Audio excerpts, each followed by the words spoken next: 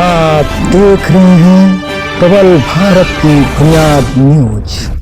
उत्तर प्रदेश में अपराध किस तरीके से पैर पसार चुका है और माननीय मुख्यमंत्री योगी आदित्यनाथ जी जिस कुर्सी पर बैठे हैं, क्षमा के साथ कहना चाहूंगा, न्याय नहीं कर रहे हैं। प्रदेश की जनता के साथ अन्याय हो रहा है और हर टेबल पे हो रहा है, हर गली पे हो रहा है, हर चौराहे पे हो रहा है। आप देख रहे हैं प्रबल भारत की बुनियादी न्यूज। इस वक्त मैं उपस्थित हूँ टाउन क्षेत्र के अंतर्गत राउतपुर रामनगर खेल के मैदान। यहाँ पर मोस्ट प्रतिभा सम्मान समारोह 2026 में कार्यक्रम रखा गया है, जिसमें उत्तीर्ण बच्चों को सम्मान किया जा रहा है और समाज में काम करने वाले उन सेवक को भी सम्मान किया जा रहा है। और जैसे कि संविधान देकर या अन्य पुस्तकें देकर उनका सम्मान बढ़ाया जा रहा है और यहाँ पर मोस्ट कल्याण संस्थान के द्वारा लोगों को मान सम्मान बढ़ा रहा है। आइए देखते हैं वीडियो में कि आप मोस्ट प्रमुख हैं। आज की जो मौजूदा सरकार है, वर्तमान में मौजूदा सरकार गरीब दुखियों के लिए आवाज उठा रही है और गरीब दुखियों कहीं ना कहीं वो काम कर रही है और वही काम आप दोहरा रहे हैं। आपके कामों में और सरकार कामों में क्या अंतर है? जी, पहली बात तो सवाल जो आपका है, मौजूदा सरकार यानी यूपी गवर्नमेंट की बात आप कर रहे हैं।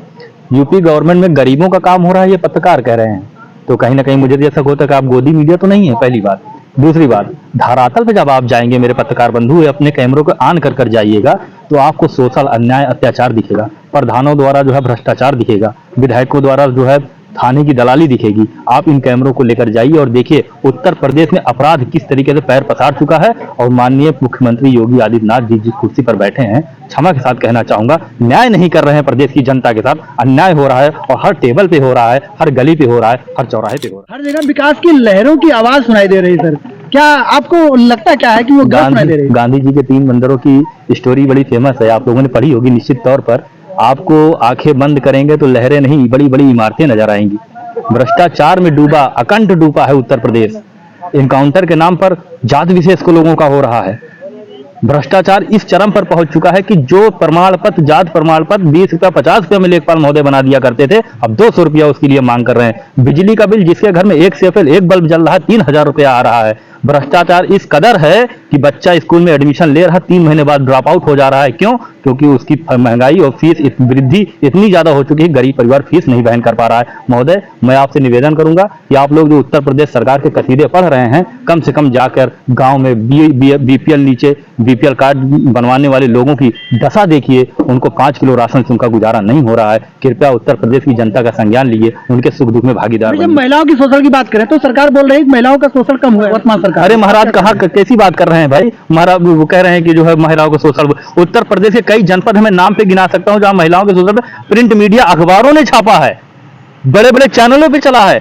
खुद उनकी भाजपा की नेता है जो कोतवाली में जाके धरना दे रही, उनका सुना नहीं जा रहा है। विधायक उनको जूते जूते मार रहे हैं। कैसी बात कर रहे हैं भाई? किस जगह पर बताएं जरा, जो महिला सशक्तिकरण की कहां बात हो रही है और कहां जो है महिलाओं को सम्मान मिल रहा है? सबसे ज्यादा अन्याय अत्याचार अगर हुआ है तो इसी गवर्नमेंट में हुआ है। आजादी के बाद जब से सरकार का गठन हुआ है पूरे भारत देश में, उत्तर प्रदेश में महिलाओं पे अत्याचार अपराध सबसे टॉप पे। बातों में मोदी जी महिलाओं के सशक्तिकरण की बात करते हैं और जिससे कि महिलाएं संतुष्ट नजर आती हैं, होल्डर पोस्टर अन्य जगहों पर लगे हुए हैं। डेफिनेटली आप सही कह रहे हैं कि मन की बात अगर करने, जो मन की बात वो कर रहे हैं, उसे जो मीडिया प्रेजेंटेशन दिखाया जा रहा है। मेरा सवाल यहाँ एक पैदा होता है, मन की बात आप रेडियो पे कर रहे हैं और काम की बात अपने मित्र अडानी से कर रहे हैं। बांग्लादेश में हिंदुओं पे अन्याय अत्याचार हो रहा है, वो तो टीवी दिखा रहा है, लेकिन यहीं से पेट्रोल वहां जा रहा है, डीजल यहां जा रहा है, खाद्यान्न यहां से जा रहा है। हम कपड़ा ना भेजे तो पाकिस्तान वाले बांग्लादेश वाले नंगे रहें, हम यहां से भोजन ना भेजे तो भूखे रहें, उस पे भारत सरकार रोक नहीं लगा रही है। हिंदुओं पे अन्याय अत्याचार हो रहा है, वो टीवी दिखा रहा है, लेकिन हम ही भारत 50 रुपया पेट्रोल, 50 रुपया लीटर पेट्रोल बांग्लादेश में बेच रहा है, हमें 98 रुपया प्रीमियम पेट्रोल 104 रुपया लीटर हम खरीद रहे हैं। ये हमारी देशभक्ति है और उसका नाजायज फायदा भारत सरकार उठा रही है। ये मूर्खता की पराकाष्ठा है मेरे भाई। सर, धर्म की बात करते हैं तो जैसे अगर हिंदू राष्ट्र की लोग बात कर रहे हैं तो उस पर कितना आप सहमत हैं? देखिए, ये संविधान विरोधी बात है, नो कमेंट। संविधान विरोधी बात है, हिंदू राष्ट्र बनाना, संविधान के विरोध में बात करना। आप सहमत हैं इससे? सर, जो लोग हिंदू राष्ट्र की बात कर रहे हैं वो सब संविधान विरोधी लोग हैं। अगर देश में संविधान को मानने वाले लोग आ जाएंगे तो जो इन्होंने आज ये बात की है, उन्हें हो सकता है निश्चित तौर पर जेल की हवा खानी पड़ सकती है।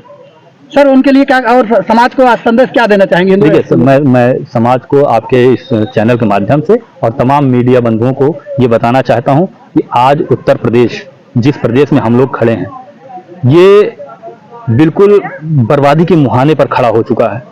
हम चाहते हैं कि जाति विहीन समाज का निर्माण हो और जाति धर्म से ऊपर उठकर लोग अपने मुद्दों पर आकर चुनाव में मतदान करें और एक ऐसी सरकार का चुनाव करें जो गरीबों, शोषितों, पीड़ितों, छात्रों, नौजवानों, किसानों की हक और हुकूक की लड़ाई लड़े, उन्हें मान सम्मान अधिकार दे।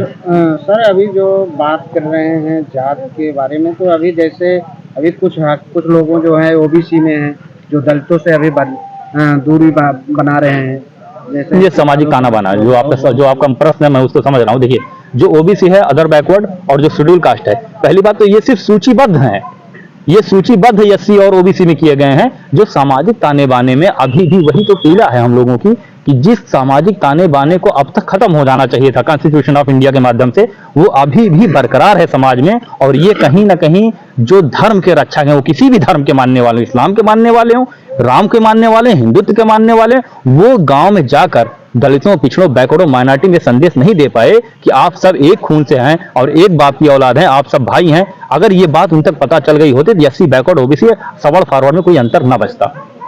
सर जैसे जाति की समानता करने के लिए आपका मोस्ट क्या कर रहा है?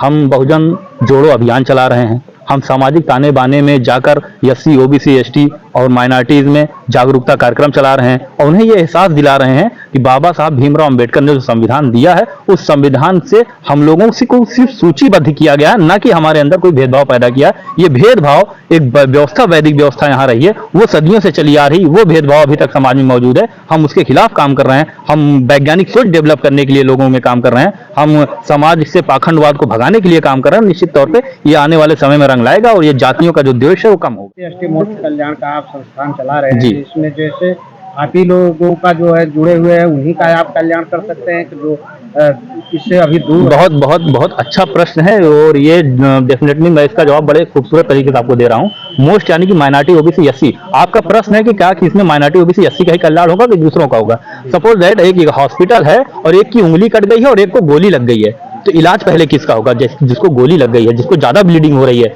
हम लोग माइनॉरिटी, ओबीसी, एससी का पहले इलाज करेंगे, पहले इन्हें लाभ देंगे, अन्य लोगों को लाभ हम इनके बाद देंगे। सर इसमें आने के लिए कैसे क्या व्यवस्था है? आप हमसे डायरेक्ट जुड़ सकते हैं।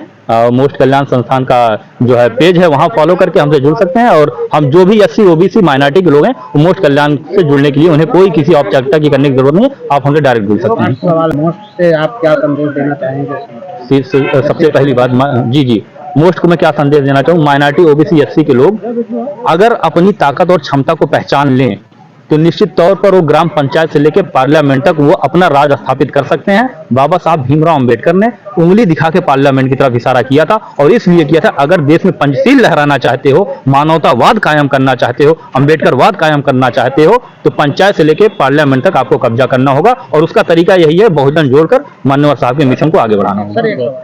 जैसे अभी बाबा साहब को जो है कुछ लोग जो है ओबीसी के लोग हैं, कुछ एससीओं के भी लोग हैं जो कि उनको नकारते हैं, इसमें क्या आप कहना चाहते हैं? अज्ञानी लोग हैं, क्या ज्ञान? ना समझ लोग हैं, अज्ञानी लोग हैं।